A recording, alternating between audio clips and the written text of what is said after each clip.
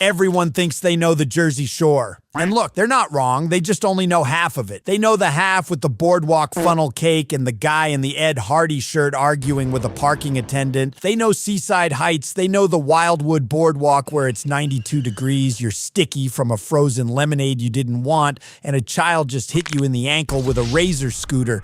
But there's another Jersey Shore, one that most people outside the state have never been to, and one that plenty of people inside the state have been actively keeping quiet for years. These are the best lesser-known beaches of the Jersey Shore, the ones the people who know them are not particularly eager to tell you about. And today we're going through 9 of them, from the top of the state all the way down to the tip. Let's get into it. Seabright is technically the first town you hit when you come down the shore from the north, and almost nobody stops there, which is insane once you actually see it. Seabright sits on a narrow barrier peninsula between the Atlantic Ocean and the Shrewsbury River. The whole town is about 1.3 square miles, and almost half of that is water.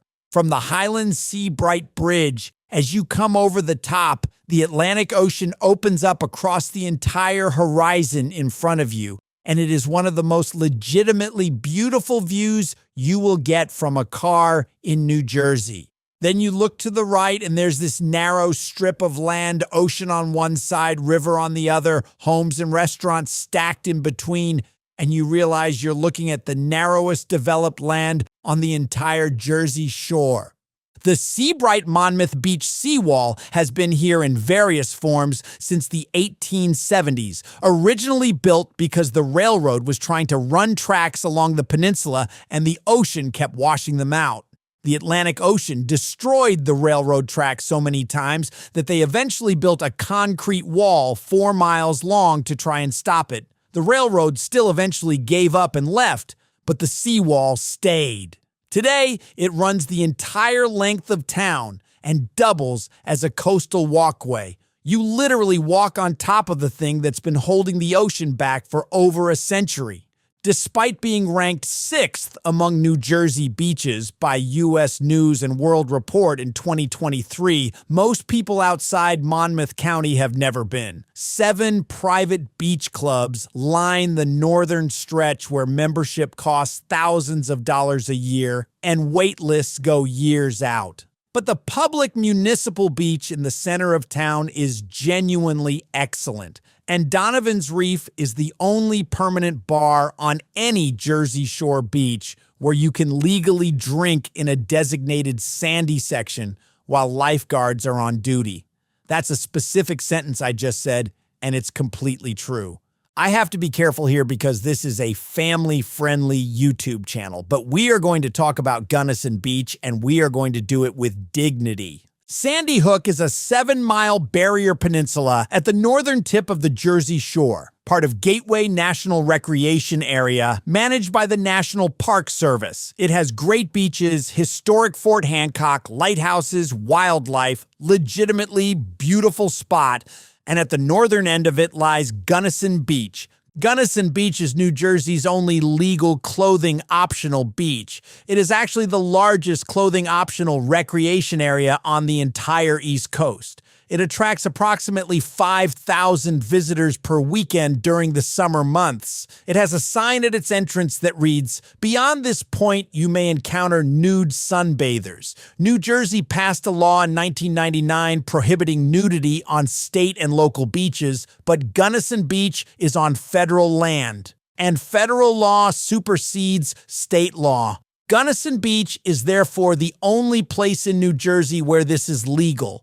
The tradition goes back to soldiers at Fort Hancock skinny dipping behind Battery Gunnison. After the base was decommissioned in 1974 and handed to the National Park Service, the public picked up the practice. By the late 1970s, it was established. In 1999, when the state tried to shut it down, the federal jurisdiction protected it. So what you have is a nude beach that was legally protected from New Jersey's own clothing laws, specifically because the United States Army used to fire artillery from it, only on this peninsula. The The views from Gunnison Beach include a clear sight line to the Brooklyn skyline and the Verrazzano Narrows Bridge. The water is clean. The ferry from Manhattan stops at Sandy Hook. Alcohol is permitted. You can take the Sea Streak ferry from New York City to a federally protected nude beach with a view of Brooklyn. That is a sentence that contains only true information. Next, here's the Brigantine situation in one sentence. It's an island city sitting right next to Atlantic City. It has miles of quiet beach, and most of the people who know about it would prefer you didn't. Brigantine used to be called East Atlantic City. Over 100 years ago, it was incorporated as an upscale vacation destination for wealthy Philadelphians. Then Atlantic City got casinos, and Brigantine just stayed Brigantine. Quiet, residential, a place where people have beach houses that they come back to every summer and do not advertise to anyone. The beach is wide and uncrowded. The northern end of the island goes into the North Brigantine State Natural Area, one of the last undeveloped stretches of beach in New Jersey. Brigantine is one of the few places on the Jersey Shore that permits you to drive directly onto the beach. Between October and March, you can ride a horse on the beach. The Edwin B. Forsyth National Wildlife Refuge, 47,000 acres of tidal wetlands and protected habitat, borders the island to the north. The Marine Mammal Stranding Center in Brigantine rescues and rehabilitates dolphins, seals, and sea turtles, and visitors can come watch the process. There are stargazing spots on the northern beach with some of the least light pollution in the region, despite being minutes from Atlantic City's skyline. If you want the casino, Atlantic City is 10 minutes away. If you don't have to go. That's the Brigantine proposition. It has figured out how to be adjacent to chaos without being consumed by it. And the people who live there consider this their greatest civic achievement. Avon-by-the-Sea sounds like the kind of place Victorian people named their vacation cottage after reading a Keats poem. And honestly, that's pretty accurate, because this is the kind of shore town that still has Victorian homes with wraparound porches and people actually sitting on them. Avon-by-the-Sea sits between Belmar to the south and Bradley Beach to the north, about a half square mile tucked between the Atlantic Ocean, the Shark River, and Sylvan Lake. The town is so thoroughly surrounded by water that it feels like it should be its own island. And in terms of culture and energy, it kind of is. It is noticeably quieter and more neighborhoody than its neighbors. The boardwalk is 3/4 of a mile, and it underwent a $3 million restoration after Superstorm Sandy destroyed its predecessor. Gray decking, seafoam blue benches, and none of the usual boardwalk commerce. No game stands, souvenir shops, nothing. Just a very well-maintained elevated walkway over the ocean. Walking north connects you through Bradley Beach, Ocean Grove, and eventually Asbury Park, which means you can start your morning at a pristine historic boardwalk and end up in the most interesting small city on the East Coast if you feel like it. The beach itself is genuinely distinctive, a long, gentle, sloping shoreline that doesn't drop sharply into the water, and a jetty at the inlet that creates a calm pocket that is perfect for small children and people who just want to float.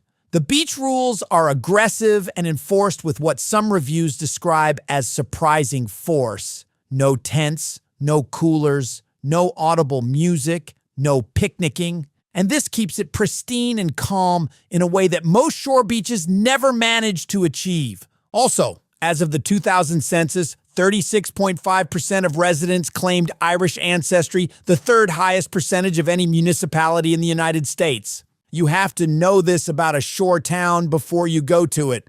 Long Beach Island is 18 miles of barrier island off the Ocean County coast. If you've spent any time at the Jersey Shore at all, you probably know LBI. Ship Bottom, Beach Haven, Surf City, the whole stretch. Barnegat Light is at the top, the northernmost point, the lighthouse town. And it is genuinely different from the rest of the island in ways that matter. Old Barney, The Barnegat Lighthouse has been guiding ships around the shoals since 1859. It is 172 feet tall, has 217 steps to the top, and stands at the northern tip of the island at Barnegat Inlet, where you can watch boats moving in and out of the bay while standing at the junction of two bodies of water.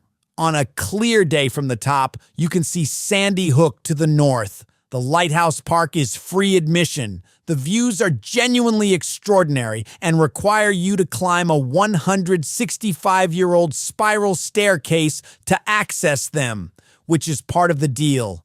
The beach at Barnegat Light runs up to the inlet itself and then ends. There is no going further north. The channel cuts you off. This creates an unusual geography where one end of the beach terminates at moving water and you can stand at the tip and watch the bay side and the ocean side simultaneously. The fishing off the jetty at the inlet is some of the best accessible surf fishing on LBI. The town is small and residential. Summer season compresses everything. The few restaurants get busy, parking gets competitive, the ferry to Barnegat City runs from the bayfront.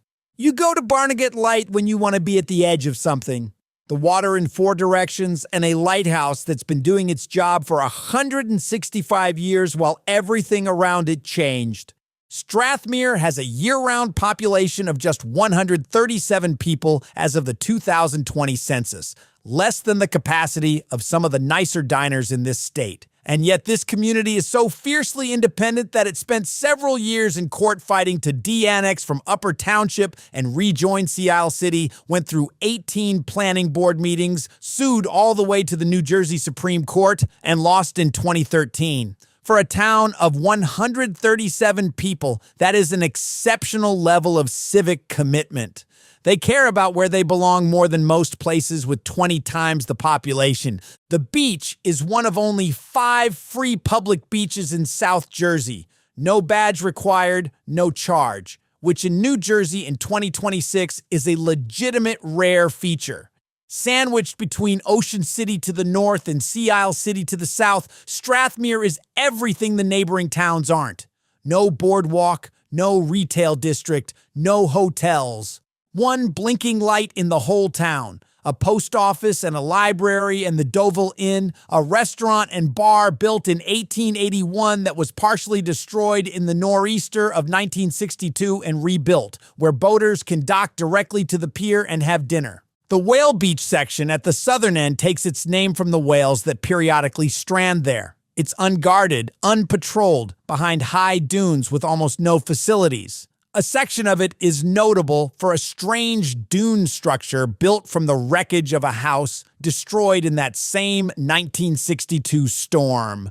Oars, signs, boat pieces, angel statues, carpeted walkway. Someone built a memorial out of what the ocean left behind, and it's still there.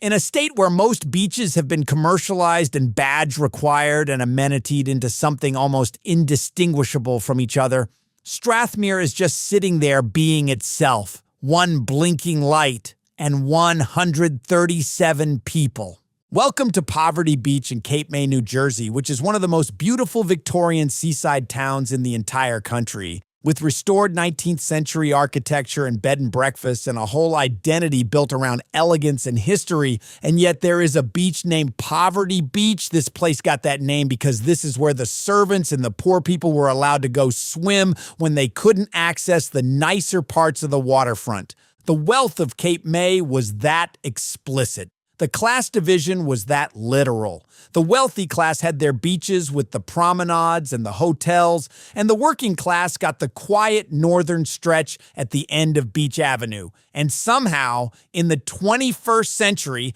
this is now one of the most genuinely pleasant beaches in Cape May, specifically because nobody except locals really knows about it. Poverty Beach is at the northernmost end of Cape May City's shoreline, before the Cape May Inlet, where the Coast Guard Training Center takes over and closes access. It's wide, relatively uncrowded, and the free parking on the adjacent streets means you're not paying to circle the block for 45 minutes like you would in the main tourist areas. The Coast Guard Training Center is the largest landowner in Cape May, occupying the entire eastern section of the island. It has been there for generations and has no plans to open its waterfront. This means Poverty Beach sits at the permanent end of accessible Cape May shoreline, quiet by design, uncrowded by geography, free by parking circumstance, and named after a class system that no longer exists but absolutely did.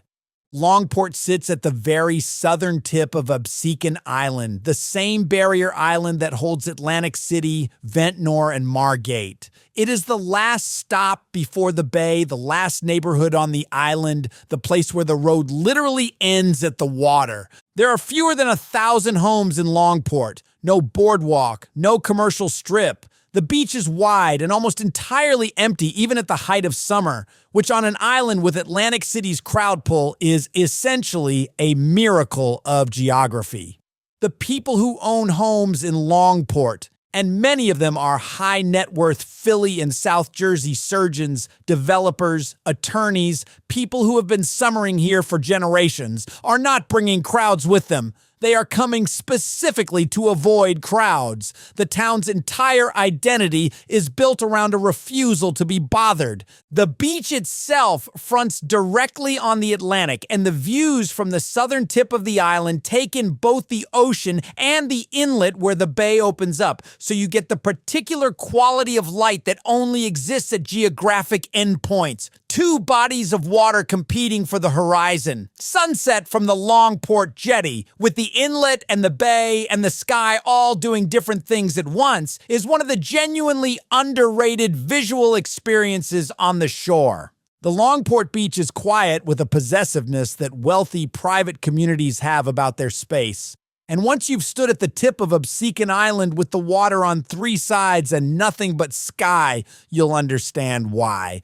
Cape May Point is the southernmost tip of New Jersey, not Cape May City. Cape May Point, which is a separate borough of fewer than 300 people, sitting at the end of the peninsula where the Delaware Bay meets the Atlantic Ocean. This is as far south as New Jersey goes. After this, you're either in the water or on a ferry to Delaware. The beach at Cape May Point State Park is free admission, no badge required, which makes it an outlier on the South Jersey coast. Swimming is technically not permitted here. The currents at the confluence of the bay and ocean are unpredictable, but the beach itself is extraordinary. A World War II concrete bunker, Battery 223, sits directly on the sand close to the waterline. When it was built in 1942, it was 900 feet inland, surrounded by earth, covered with sod, so it looked like a hill from the sea. Coastal erosion over 80 years has stripped all of that away, and now a gun emplacement built to defend against German U-boats is just sitting on a public beach while families walk their dogs past it at low tide. The lighthouse, the Cape May Lighthouse, first lit in 1859, is 157 feet tall and still an active aid to navigation. You can climb it for $10, 199 steps to a view that takes in the Atlantic, the Delaware Bay, and Cape Henlopen in Delaware on a clear day. Cape May Point State Park is recognized as one of the best locations in North America to observe fall bird migration. The park sits directly on the Atlantic Flyway, the migratory route running the eastern seaboard, and every autumn, hawks, falcons, shorebirds, monarch butterflies, and dragonflies concentrate here in numbers that turn the park into a legitimate phenomenon. The town has fewer residents than most Jersey Shore parking lots. The beach is free. The lighthouse is 165 years old. There's a World War II bunker sitting in the surf. And twice a year, the sky fills with things that fly here from places you've never been. That's Cape May Point. So there you have it. 9 beaches, none of them Asbury Park, none of them Point Pleasant, none of them the Wildwood Boardwalk, all of them genuinely worth going to.